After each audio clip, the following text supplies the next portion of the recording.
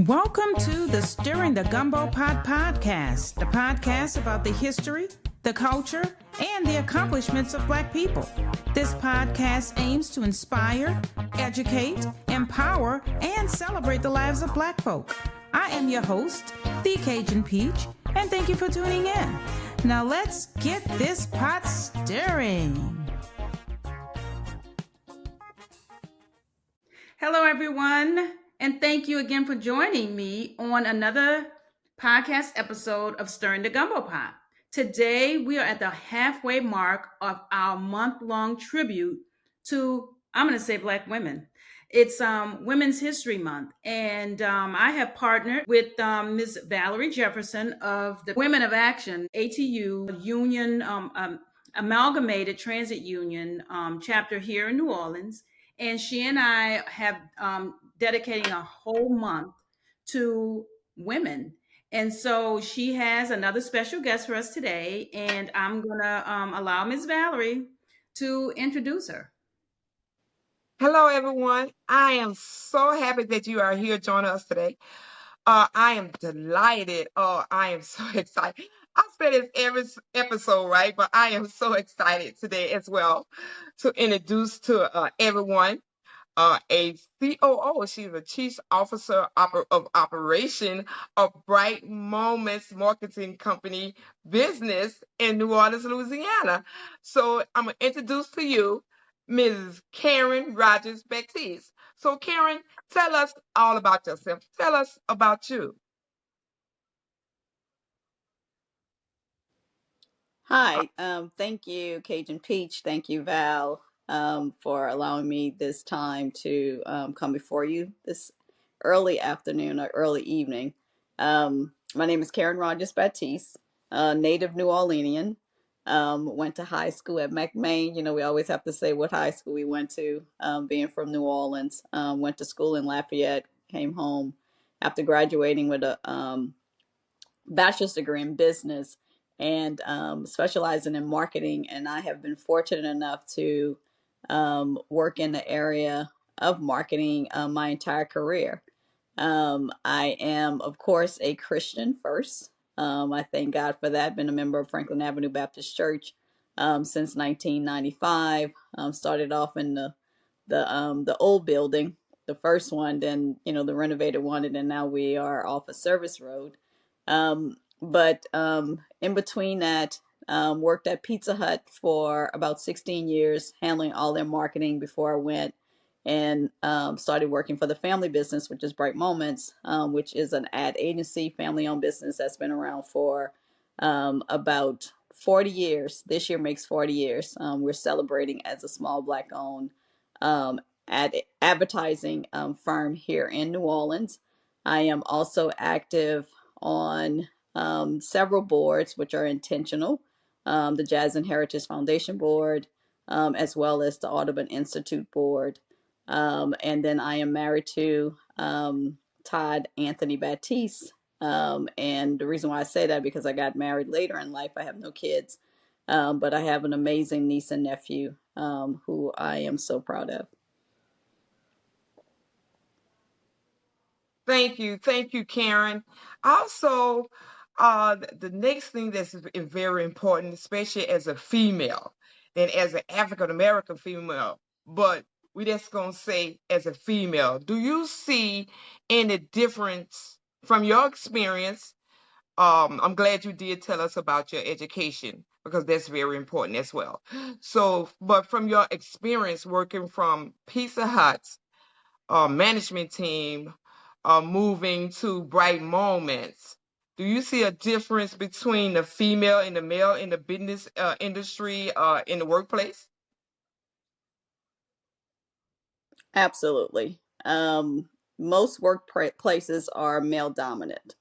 At Pizza Hut, it was male dominant. As a matter of fact, when I started, everybody that was on the executive committee, with the exception of maybe one person, were all male. The owner, the person that's over operations, your accountant, your marketing person, all were males, and 50%, in some cases majority, were white males. So any place that you go, if you look around in the workforce is a male dominant place. And then through behavior, when you interact with people, even in the workplace, and the reason why it seems like there's such a difference, like as far as how women are treated, is because men will relate to women the way that they see a woman and how they grew up in their life, home, how they grew up at home, how they interact with their wives, their significant others, and stuff like that. It is no different. So it's a harder climb, and in relationships, especially with your husband, it's hard to really be heard because of how they see us. So it's no different. Um, I think it's challenging, especially as a Black woman in the workplace first, because not only you're not heard, but you're not seen, because we live in a society that's bent on color versus being a part of the human race. So that is always going to be a challenge, no matter where we go, no matter how high we get up, as long as we are African Americans in this world, in the way that we have been defined. It's hard for us to be heard. It's hard for us to be seen.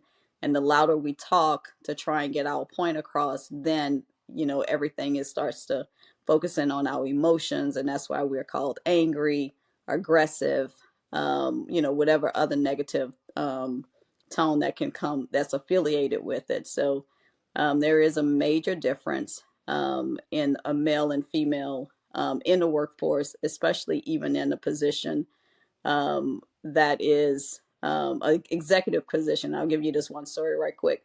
So when I was at Pizza Hut, I think maybe 2 years into my job, I became marketing manager. They allowed me to have about 4 people under me.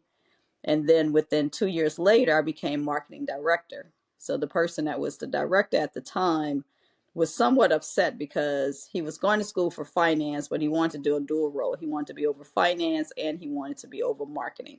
So when I was called to say, hey, you're going to take over all marketing, it was not an easy ride. And although this franchise owned company was Black owned, it still was not, an easy transition. He refused to give me any of the documents that I needed, no training. The way that things are, from an operation standpoint, in order for you to turn in any type of invoicing and stuff like that, you had to have a code system. I did not get anything. So the guy who was Simon Watson, bless his soul, he was over operations. He called me in his office one morning. He gave me everything that I needed, and then me and my team had to get in come to office at 7 a.m. to try and self-teach everything that I needed to know about the marketing, because I had a supervisor that refused to let me in on anything. And then I started calling the vendors, and the vendors would come in and literally teach me, what it is that I needed to know so that I can get my job done. So it's real. Whoa. Oh, wait. Yeah. So, well, that's going, you, when you was telling that story, it had me think about another story. So as, as a female, maybe just as an employee, it's best to have I'm gonna say, a good personality, a good attitude, a good background to make it in the business industry, such as, do your groundwork, such as going to school or do your studies, get connected with the right people that's in your field. But as a female, do you think it's best for us as female to do the extra thing, to do the extra, go the extra mile? Like when when someone tell us to read a chapter, we need to read the book. When someone tell us go an inch, we should go a yard. Someone tell us to go around a block, we should do 2 blocks. So can you give us any encouragement from your experience, just like you just did about that story? I'm glad you shared it because that was very encouraging. Um, that you letting us know that you right then you went the extra mile because you was willing to humble yourself and to learn. That's your Christian background, willing to learn for the betterment of the company and plus yourself. But can you give us some encouragement for the female, for the woman can go an extra mile to have this or her task be more productive? So what happens is, you know, in my relationship with Christ, everything that, for me and how I operate is giving God the glory. So whatever that looks like, through his guidance. So anything that I'm about to attempt, it could be the smallest project or the largest project. It's like I am going to him for guidance, wisdom, and discernment. Whatever that looks like, then it's more on him than it is on me. So, for that particular incident that I described, it was through wisdom. Okay, someone has given you the opportunity. I have opened this door. What are you going to do to sustain yourself and sustain the people that you're responsible with? I could have easily just complained and, came up with all kinds of, I don't have this, so that's why I can't get the work done. But in giving him the glory, because the fact that he gave me the opportunity, it's like, okay, wisdom set in and say, and God sent me a ram in the bush, which was the operation manager. He gave me the information that I needed so that I can go and teach myself, which luckily with my whatever training, for me it was my educational background as my training taught me how to take simple things and build upon it. That's where all those projects come from: essays, presentations, you name it. When you're in college, those things help you and prepare you for this moment. So you could give me one little thing and I can build upon it. But it's not necessarily me going the extra mile. It's me doing whatever it is set before me. So whether the job is small, whether the job is big, whoever I'm working for, it's like giving him the glory and just putting my 100% into it. Um, and if that means that, and sometimes it may not necessarily appear to be, where I'm giving it my all, but I know I'm showing up and I'm showing up with God. So that's kind of like the difference. But but some people, whatever you do, never make something your idol and never make something your God. Because it's like, women feel like I got to do, this extra and stuff like that. It's like, no, you only do what God has planned for you to do. He's going to give you all the tools and the resources that you need to get the job done. And you have to rest in it. Because without that, that's where you get hit with worrying. You're over concerned about things. You start to stress out. High blood pressure. All those things become a part of it. I love the fact that Cajun Peach has a name. That Cajun Peach. That right there is something that feels good. So if you got a name like Cajun Peach, you ain't gonna be frowning and oh woe is me. It automatically, it speaks to who you are.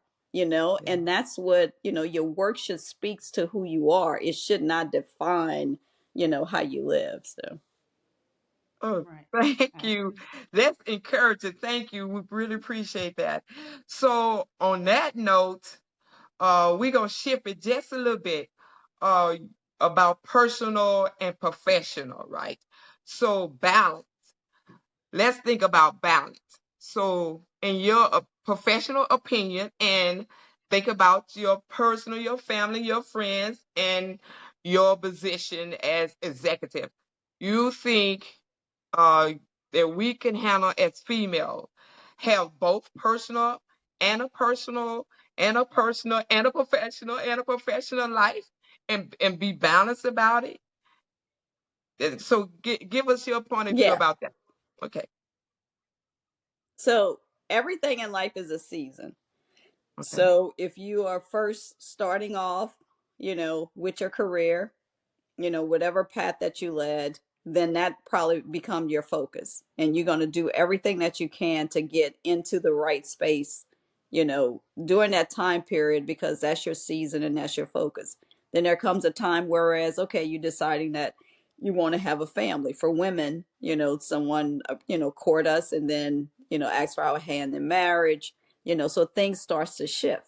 So when those things start to shift, okay, then you have two things that you have to focus on. Both of them are important, but one is more important than the other because of the fact that it involves a commitment and a covenant that you made with that person, and with God. So, with that understanding, you have to say, okay, now this is where my focus is going to be. So therefore, with my work, there has to be a cutoff time. Physically, there has to be a cutoff time, and mentally, there has to be a cutoff time.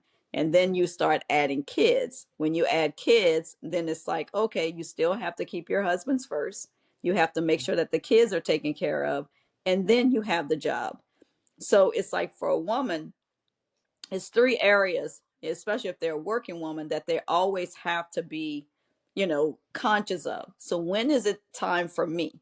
That's why women love going to the salon, or they love going to get their nails done. As long as you have at least an hour or two in your day, or sometime over the weekend, whereas I call it like a mental download, where you just take time to do nothing, and you just allow somebody to do something simple for you, just to help you in balancing. And then you go to another season where the kids are gone, the husband is into his thing, the job is, what the job is and stuff like that. And then you seem like you're starting to have a little bit more time for yourself. And then probably at that time, you're starting to do things with your church more, or you're sitting on, boards that you might have been appointed to and stuff like that. So everything is in a season, but you have to understand, like, what defines me in my life outside of work. Work doesn't define me, but I decided that I want to get married. My husband and I, that's very important. My kids are very important.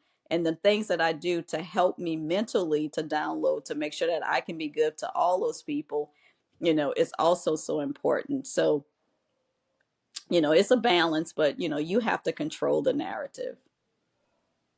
Oh, thank you. Now that was professional and well said. Because when you were speaking, I was thinking about, you do all things decent and in order, right? You study, show your self-approval, but at the same time, you have to be kind to people and be professional. If you want a person to be kind to you, you have to be kind to the other person, right? But at the same time, though, you're representing our creator, that's God himself. So thank you for being a Christian professional. Well said and well done. We are almost at the end of this episode. Oh, time has passed by so fast. But since we're at the end, Miss Baptiste, I really appreciate it if you tell the audience some encouraging word, like you've been doing the whole time. You've been doing this the whole time. But give us something that we can think on and meditate on, because we are valuable. We are female. We are valuable. My mom tell me, listen to this. My mom tell me that the man is the head, but we are the neck, right? That means the neck turns the head. I need to throw that out. That's old school, my mom. All right. So thank God I for love it. mama.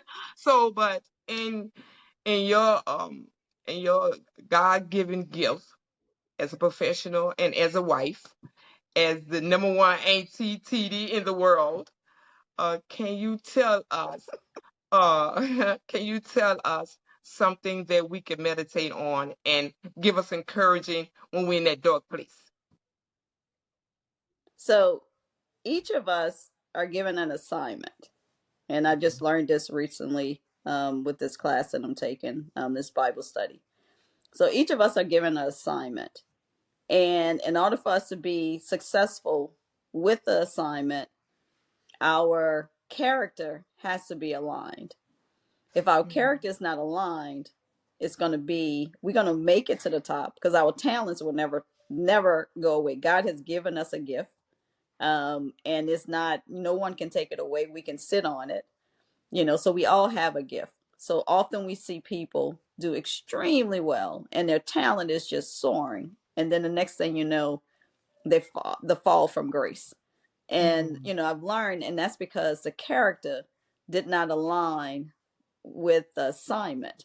And in order for us to be in alignment, it depends on how we build our character. And building that character is through our relationship with Christ, through prayer, through Bible study, attending church.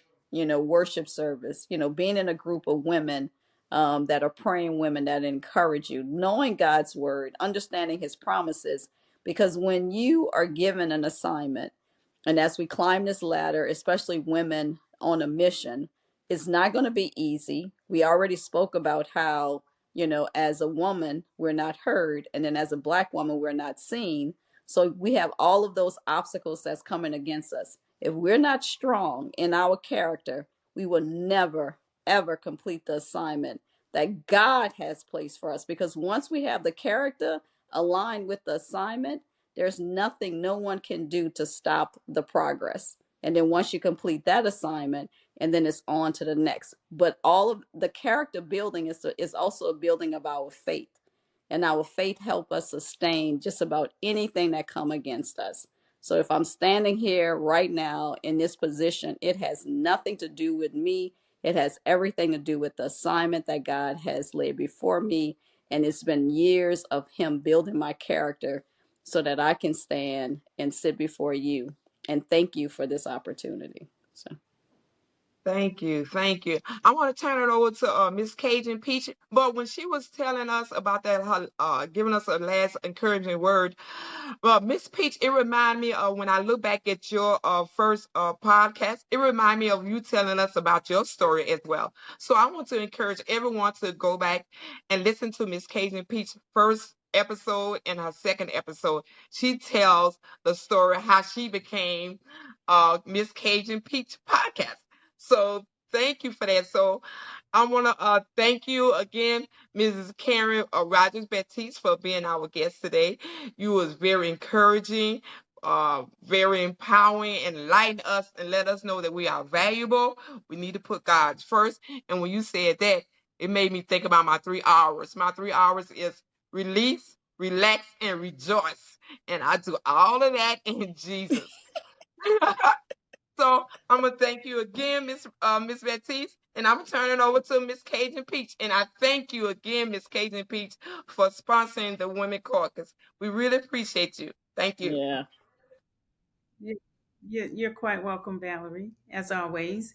And to just go back to you throwing it to me and my first episode, my story of how I got here was really it was a challenge, I think, but I was just tired of being stuck and not lining up, like Caryn said, with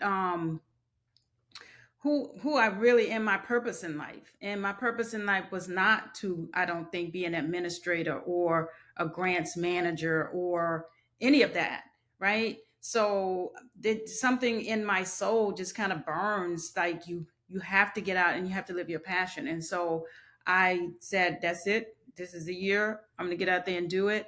But you have to be intentional, right? It has to be intentional because a lot of us, many of us, we settle and we just kind of relax and we get comfortable in our daily lives and in our careers. And you get stuck like that, especially if you have a passion to do something else. And so I just encourage, like I always do, women to not settle and to live your life with intention and purpose and see where it takes you. You never know. Get out there and be fearless and be the best version of yourself that you can be. So that's it. That's my take on the conversation that we had today. Thank you so much, Miss Caryn, for joining us Thank on you. this episode of the Stirring the Gumbo Pot. Like I said, this is the halfway mark of our Women's History Month tribute. And we've got one more. This is the third of four parts. Yes. Next episode, we're going to be talking about women's mental health. Yes. So I hope everybody tunes in for that episode coming next week. And that's it. Thank you guys for joining us. And everybody stay blessed. Bye. Bye. Well, it's poetry time. Today's poem is Still I Rise by Dr. Maya Angelou. You may write me down in history with your bitter, twisted lies. You may trod me in the very dirt, but still, like dust, I'll rise. Does my sassiness upset you? Why are you beset with gloom? 'Cause I walk like I've got all wells pumping in my living room? just like moons and like suns with the certainty of tides, just like hopes springing high, still I'll rise. Did you want to see me broken? Bowed head and lowered eyes? Shoulders falling down like teardrops weakened by my soulful cries? Does my haughtiness offend you? Don't you take it awful hard, 'cause I laugh like I've got gold mines digging in my own backyard. You may shoot me with your words, you may cut me with your eyes, you may kill me with your hatefulness, but still like air I'll rise. Does my sexiness upset you? Does it come as a surprise that I dance like I've got diamonds at the meeting of my thighs? Out of the huts of history's shame I rise, up from a past that's rooted in pain I rise. I'm a black ocean, leaping and wide, welling and swelling I bear in the tide. Leaving behind nights of terror and fear I rise. Into a daybreak that's wondrously clear I rise, bringing the gifts that my ancestors gave. I am the dream and the hope of the slave. I rise, I rise, I rise.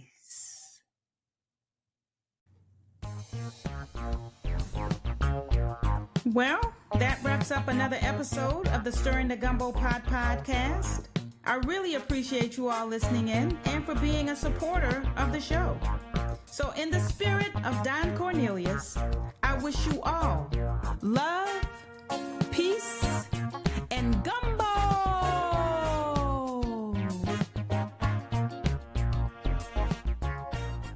Too lit, who gon' check? You can tell me none. Boss mode in effect, and my money long. If you ain't talking money, don't talk to me.